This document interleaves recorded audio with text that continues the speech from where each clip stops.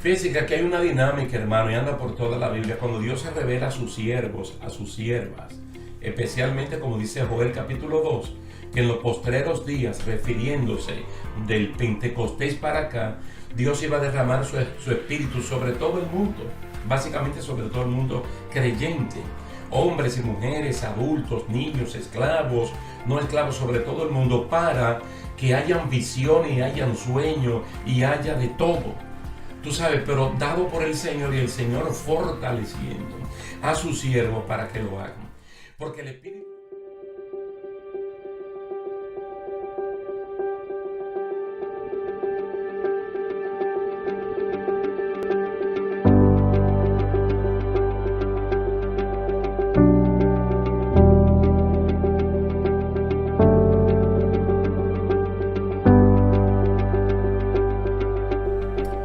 Saludos mis queridos hermanos, que Dios les bendiga grandemente. Es un placer estar de nuevo con ustedes aquí en esta serie de estudios. Daniel mira hacia el futuro. De verdad que ha sido una bendición poder compartir con ustedes durante todo este tiempo.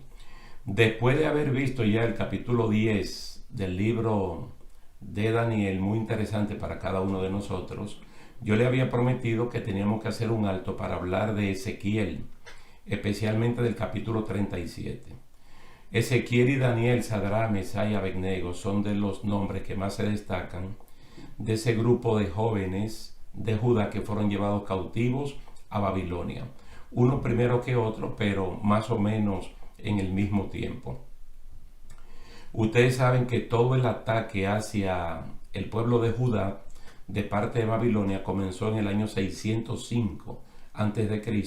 y en el año 586 pues ya todo culminó. 20 años de sitio, de asedio y capturando personas, sacándolos y llevándolos a Babilonia.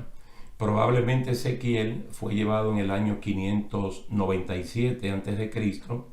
y tal vez los muchachos Daniel, Sadrach, Mesach y Abednego cerca del 586, pero unos años más, unos años menos, es más o menos lo mismo. Ahora, como nosotros hemos estado viendo aquí en Daniel 2, Daniel 7, básicamente, una sucesión de imperios y siempre tienen que ver con Israel, entonces aquí nosotros tenemos que ver lo que se llama el retorno y la reunificación de ese pueblo o de esa nación. Para que ustedes vean que si uno cree en esto de Ezequiel 37, entender y creer todo el mensaje de la palabra del Señor no va a ser difícil o no lo es. Porque es que a través de los años hemos visto que lo que Dios dice en su santa y bendita palabra se cumple al pie de la letra. Nosotros, por ejemplo, hablamos de un reino unido, el reino de Israel, 12 tribus. Como nosotros podemos decir 12 estados o 12 provincias o 12 departamentos. En el caso nuestro de los dominicanos hablamos de provincias, 12 provincias. Entonces su primer rey es Saúl, su segundo rey es David y el tercer rey del reinado unido pues es Salomón. Ahora, ¿qué pasó en el año 931 a.C.? Que hubo una división. El reino de Israel se dividió en dos partes, el reino del sur y el reino del norte. El reino del sur con dos tribus, Judá y Benjamín. Eso pasó a llamarse Judá. Es como si la provincia de Judá absorbiera a la provincia de Benjamín y ya como que no se habla de Benjamín sino de la tribu de Judá, pero son dos realmente. Dos tribus en el sur y ellos retuvieron a Jerusalén como su capital. Y su rey, su primer rey, vamos a decirle el reino dividido, fue Roboam, el hijo de Salomón. El reino del norte, con 10 tribus, retuvo el nombre de Israel. A veces hablamos de los israelitas, pero no estamos hablando de las 12 tribus, sino de 10 tribus o el reino del norte. Y esto es importante que ustedes lo puedan entender. Y si usted le presta atención, esto no es difícil de comprender, porque nosotros mismos hemos pasado por divisiones territoriales. Hemos tenido pueblos que anteriormente eran parte de una provincia y ahora ellos han crecido y tienen una provincia con diferentes municipios. Entonces aquí los 10 tribus del norte se llaman Israel y su capital es Samaria. El primer rey de esas 10 tribus constituidas en Reino del Norte fue Jeroboam. Jeroboam, no es lo mismo. Roboam es el hijo de Salomón y Jeroboam es el rey, vamos a decir, de Israel, de las 10 tribus. Todo eso está en Primera de Reyes capítulo 12. Entonces, por mucho tiempo estos reinos, aunque eran hermanos, 12 tribus, tenían problemas, guerras entre ellos mismos. El reino del norte, es decir, Israel, 10 tribus, cayó en manos de los asirios. Note bien, en el año 721 a.C.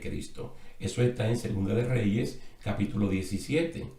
Y esto vino como castigo por su rebeldía en desobedecer los mandamientos de Dios, como se expresa perfectamente bien en el capítulo 17, estoy en Primera de Reyes, capítulo 17, versículos 22 y 23.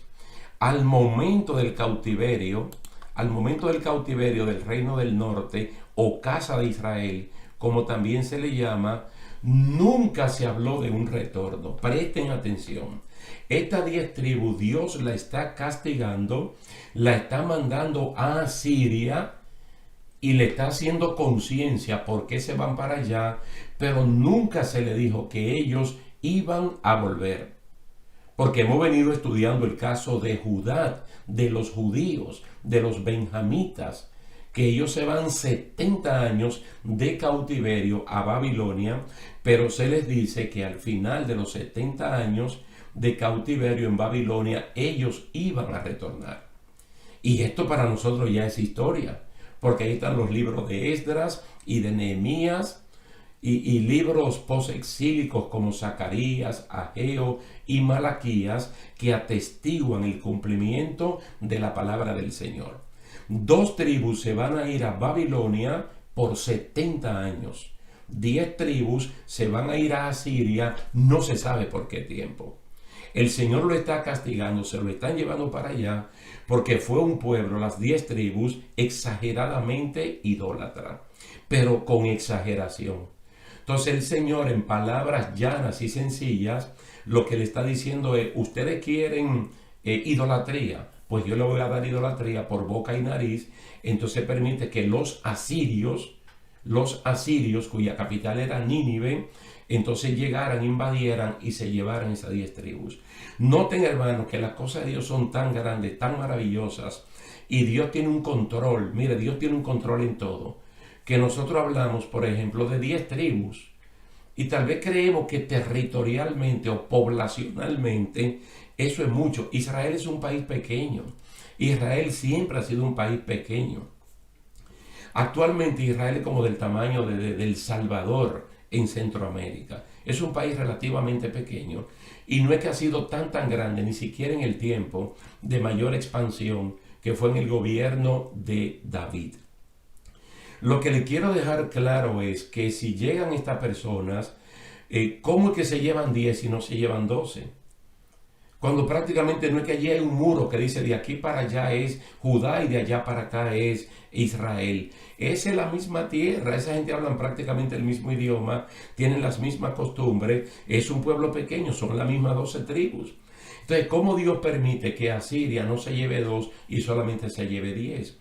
Solo para que ustedes vean que cuando Dios castiga, mira, el castigo de Dios es un castigo con vigilancia, con vigilancia. Entonces aquí las 2 tribus que conforman a Judá caen, pero posteriormente en el año 586.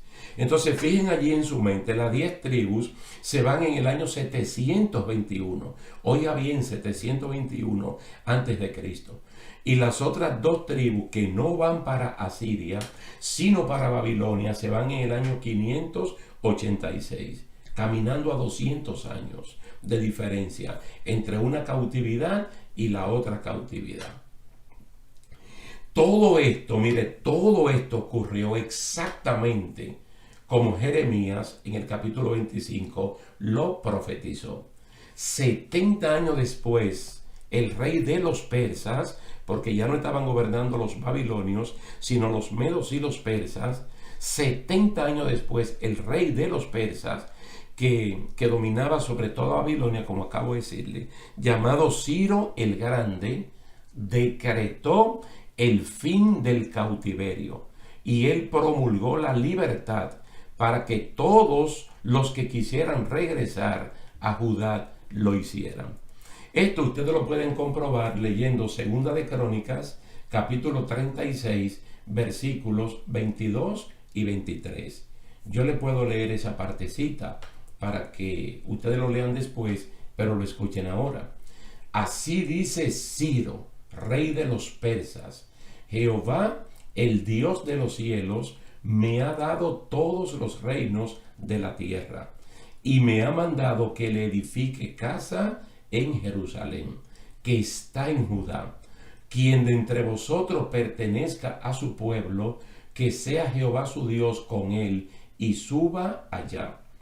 Recuérdense que cuando estuvimos hablando de las 70 semanas, en Daniel capítulo 9, hablamos que desde la orden para la salida, desde la salida de la orden para restaurar a Israel y al templo hasta su consumación, iban a haber 7 semanas de años, es decir, 49 años, que fue todo el tiempo que ejercieron Jesúa, Zorobabel, Nehemías, todo ese equipo para reconstruir el templo y la ciudad. ¿Quién dio la orden? Ciro el Grande, el fundador del imperio persa, que en el libro de Isaías, ahora no recuerdo el capítulo, dice allí que Dios tomó a su siervo Ciro por la mano derecha para hacer lo que él tenía que hacer.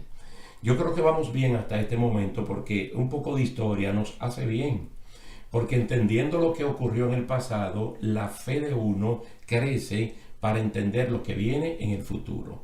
Y estamos hablando de que Daniel mira hacia el futuro. Y en este caso de Ezequiel, en el capítulo 37, sin duda alguna, está mirando específicamente hacia la reunificación y el retorno del pueblo de Israel, que según pienso yo, algo que ocurrió en el año 1948, para mí es uno de los milagros más grandes ocurridos en el siglo XX, pero que mucha gente viendo no ven. Entonces, el gobierno de Israel se mantuvo unido con sus 12 tribus, como ya le dije, por espacio de 120 años. Gobernaron Saúl, David y Salomón en ese mismo orden. Saúl fue su primer rey y obtuvo un reinado sin salir a buscarlo y sin recibirlo por herencia de su padre Cis, que era un valeroso soldado benjamita. Pero fue algo que Dios así lo determinó. Bueno, en manos de Roboán, el hijo de Salomón, es que viene la ruptura. Roboán no tuvo visión, no tuvo sabiduría para poder seguir lidiando con la gobernanza del pueblo de Dios unido. Entonces se separaron y comenzaron a llamarse Casa de Judá y Casa de Israel. Desde que usted lee, por ejemplo, Ezequiel, el capítulo 36, ya la Biblia comienza a hablarte allí de 2 palos. Un palo que se llama Casa de Judá y un palo que se llama Casa de Israel. Uno tiene 2 tribus, otro tiene 10 tribus. Entonces, juntos, los dos en una sola mano, Dios lo que está diciendo es que el pueblo de Israel se va a unificar de nuevo. Imagínate que la República Dominicana y la República de Haití, que conforman la Quisqueya o la isla de Santo Domingo, la Hispaniola, como se les llamen, que cuando llegaron los conquistadores eran 5 cacicazgos, como que uno vuelva a lo mismo. Y en vez de tener 2 naciones y tantos departamentos y provincias, entonces una isla que no es tan grande, de 77,000 kilómetros cuadrados, entonces tenga 5 departamentos o 5 provincias. No creo que eso vaya a ocurrir, por lo menos en este tiempo. Pero en el caso de Israel, porque es un milagro grande de parte del Señor, es lo que nosotros vemos que sí va a ocurrir. Entonces, esta separación de la casa de Judá y de la casa de Israel duró miles de años, porque las 10 tribus que conformaron la casa de Israel o el reino del norte nunca más volvieron a su tierra. Fíjese que Ezequiel está profetizando, vamos a decir así un número redondo, en el año 597 antes de Jesucristo. Quiere decir que ya los hermanos del Reino del Norte ya tienen más de 200 años, porque ellos se lo llevaron en el 721 antes de Jesucristo. Tienen demasiado tiempo ya que se habían ido y ya de esa gente prácticamente ni se sabía.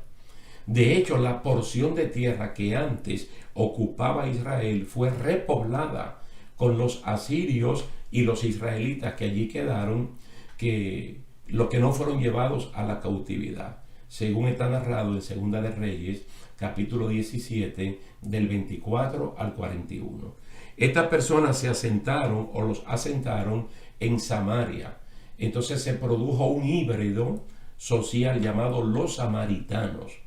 Por eso es que el samaritano no es 100% israelita ni es 100% asirio, sino que es una mezcla.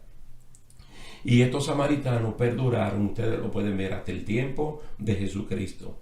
Dos samaritanos famosísimos sin nombre, el buen samaritano y la samaritana, la mujer samaritana, que es mencionada en Juan capítulo 4, en Sicar.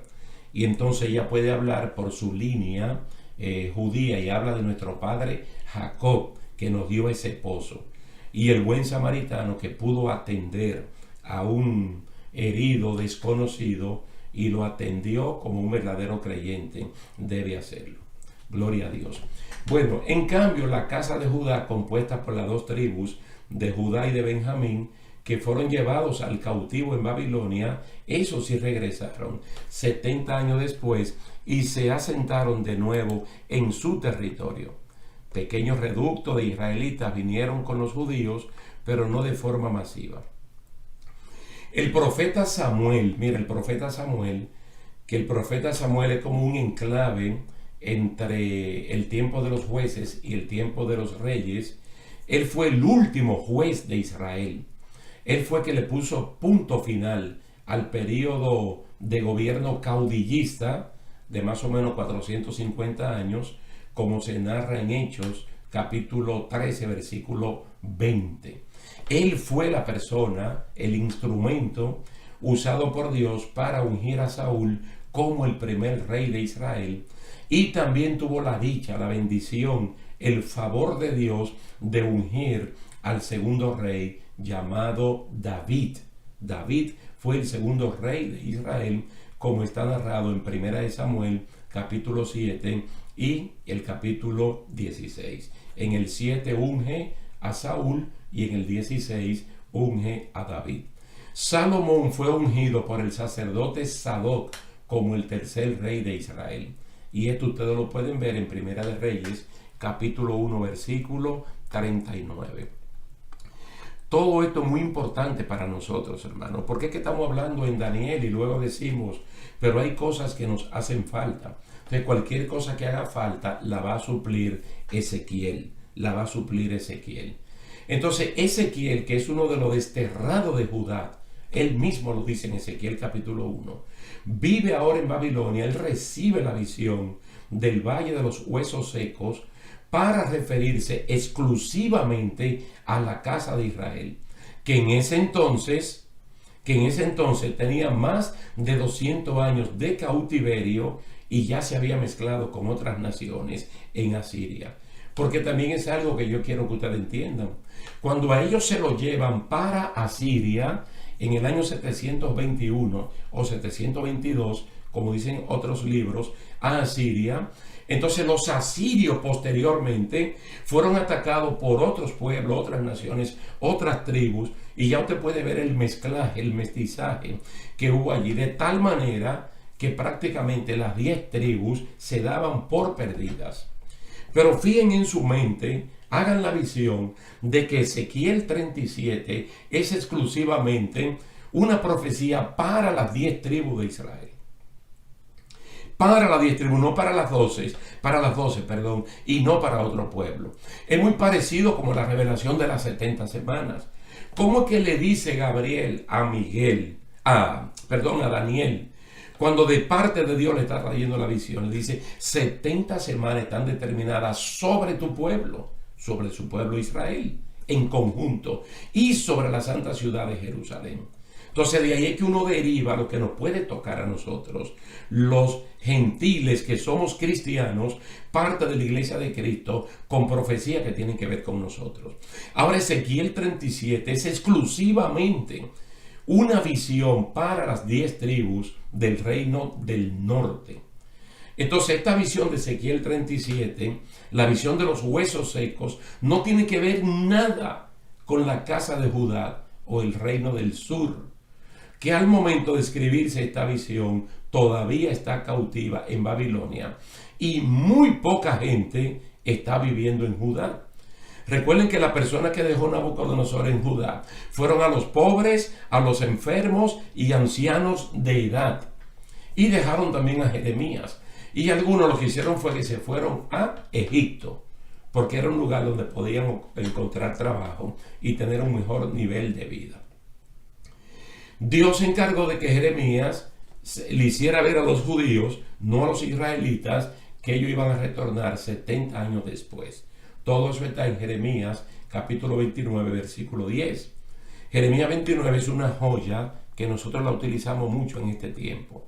Porque como había un falso profeta llevándole la contraria a Dios, diciendo que el cautiverio era, su fin era el año próximo, que no iban a durar más de 2 o 3 años, Jeremías, Dios le manda a decir al pueblo por Jeremías que se casaran, que estudiaran, que trabajaran y que oraran por la paz, es decir, la prosperidad de la nación, porque ellos iban a quedar allí por 70 años.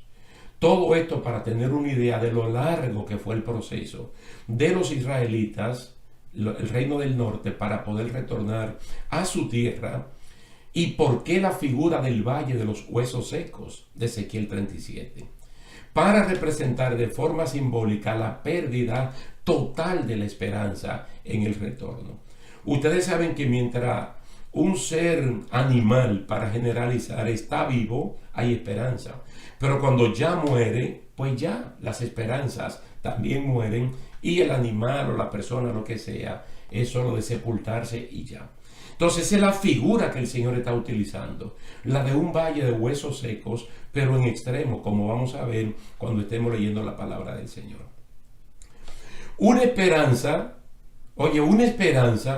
que retomada de nuevo nos dice cuándo sería su cumplimiento, pero que Israel volvería de nuevo a su tierra y que junto con Judá será de nuevo una nación unida, como en los tiempos de Saúl, David y Salomón. Entonces vamos a encontrar en la primera parte de Ezequiel 37, los versículos 15 al 28, ahí está todo lo que el Señor le dice al pueblo del reino del norte, que ya están cautivos allá. Vamos a ver lo que dice aquí en Ezequiel 37. La mano de Jehová vino sobre mí, me llevó en el espíritu de Jehová y me puso en medio de un valle que estaba lleno de huesos.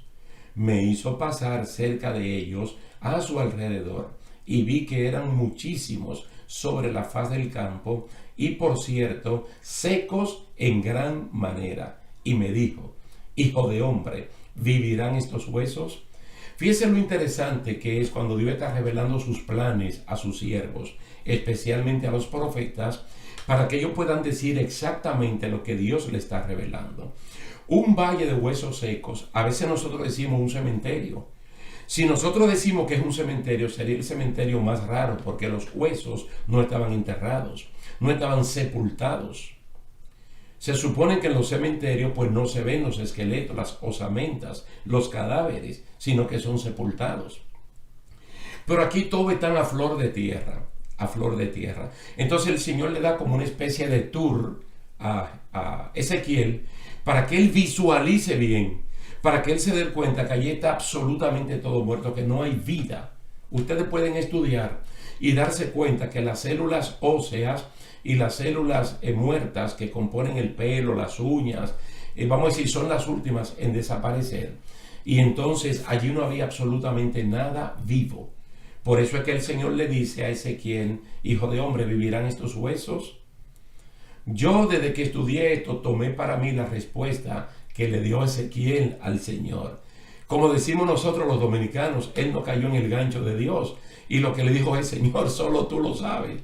Solo tú lo sabes. Y no se puso a inventar dando una respuesta. Porque el que no sabe no debe responder si uno no sabe. Entonces le dijo: solamente tú lo sabes. Entonces el Señor le dijo: profetiza sobre estos huesos y diles: huesos secos, oíd palabra de Jehová. Así ha dicho Jehová el Señor a estos huesos: yo hago entrar espíritu en vosotros y viviréis.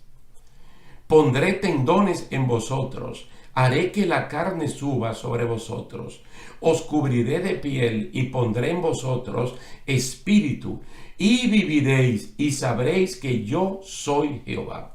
Alabado sea el nombre del Señor.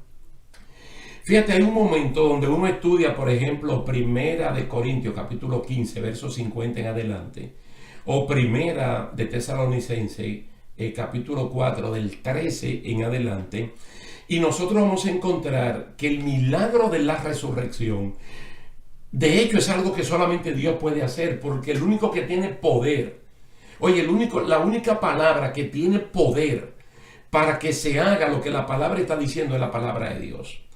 Entonces aquí hay algo que humanamente hablando nadie lo puede hacer. Nadie le puede dar vida a lo que ya está muerto. Nadie. Y una cosa muerta con muchísimos años. No estamos hablando de algo reciente, que le pueden poner un equipo eléctrico y darle movimiento para que aparente vida. Entonces el Señor, mediante su palabra, lo que se llama el Keleusma, que es la palabra de mando, el voz de mando, a través del profeta le dice a esos huesos, le habla. ¿Y quién le va a hablar a una cosa inerte? Y lo inerte te va a responder, y lo inerte te va a manifestar. Fíjese, aquí mismo en el ambiente donde tú estás escuchando, viendo este mensaje, y yo hablando, nosotros tenemos cosas inertes, una mesa, un micrófono, cualquier cosa que uno le hable, y eso no te va a responder, porque no tiene capacidad para oír, mucho menos para responder. Entonces el Señor le dice al profeta lo que tiene que hacer. Por eso es que a continuación él dice: profeticen, pues como me fue mandado. Y mientras yo profetizaba, se oyó un estruendo, hubo un temblor y los huesos se juntaron, cada hueso con su hueso.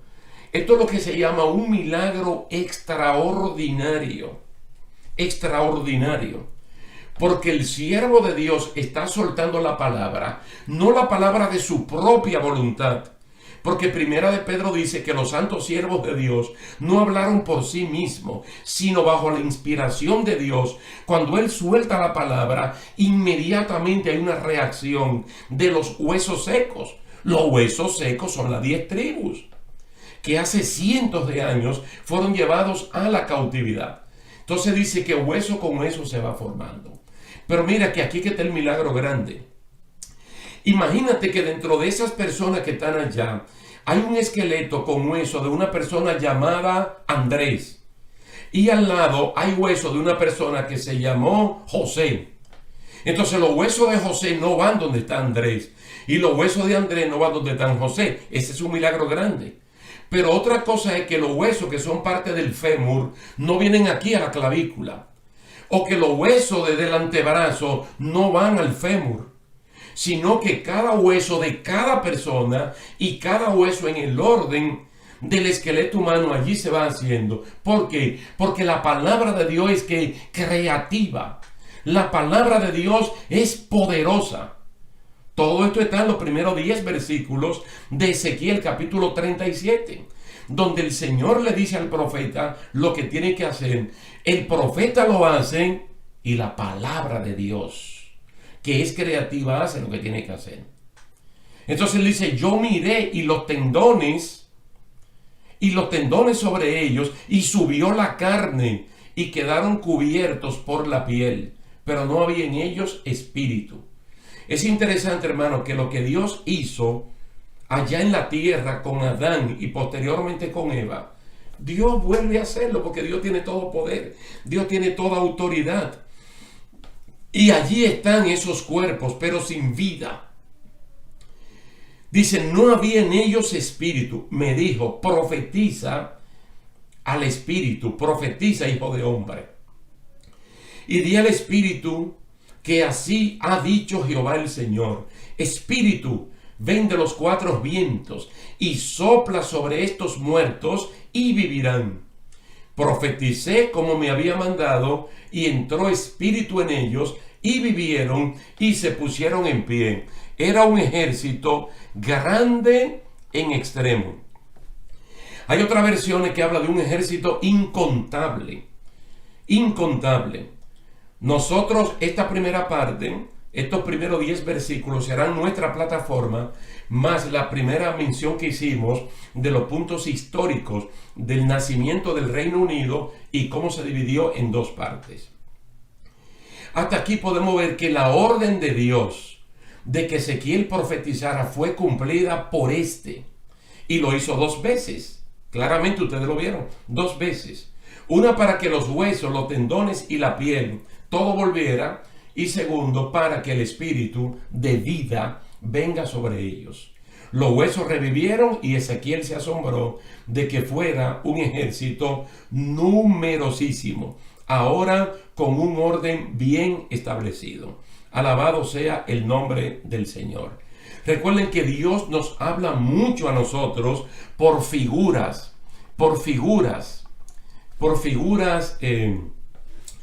literarias, para que nosotros podamos aprender, hermanos, la enseñanza que hay allí. Fíjese que es un valle de huesos secos en extremo, donde hay absolutamente nada de vida. Todo esto está representando gente, está representando un pueblo, que como veremos en la segunda sección, ellos mismos perdieron la esperanza de poder retornar en algún momento a su tierra. Pero no olviden que el Señor de la historia es Dios, y que el que dijo las cosas, Él está velando para que se cumplan. A mí me gusta mucho, me encanta mucho el libro del Apocalipsis, porque esa revelación tiene un principio en el capítulo 1 y tiene un final en el capítulo 2. ¿Sabe quién supervisa, quién vigila de que la revelación haya llegado fidedigna, intacta a nosotros? El mismo Dios. Porque Él mismo dice que vio que todo era verdad, que todo era fiel, y que el escritor ni le agregó ni le quitó absolutamente nada. Si el escritor primario, que fue Juan en la isla de Patmos, no lo hizo, tampoco nosotros tenemos derecho de agregar o de quitar absolutamente nada a la santa y bendita palabra de Dios, sino enseñarla, predicarla y vivirla 100% como allí está. Vamos a dejarlo hasta aquí por este momento. Y en nuestro próximo encuentro vamos con la segunda parte de Ezequiel 37, los versículos 11 en adelante. Así es que le damos gracias, gloria y honra a nuestro Dios y a cada uno de ustedes por la atención prestada, y deseándole que la próxima vez podamos conectarnos por esta misma vía. Dios le bendiga y hasta la próxima. Y él está reconociendo el pecado y está orando no solo por la casa de Judá, sino por los moradores de Jerusalén, dice, y de todo Israel. Y dice, los de cerca y los de lejos, en todas las tierras donde los ha echado a causa de su rebelión con que se rebelaron contra ti. Daniel 9, capítulo 7. Wow, qué forma tan bonita de orar, hermano, por el que está dentro y por el que está afuera.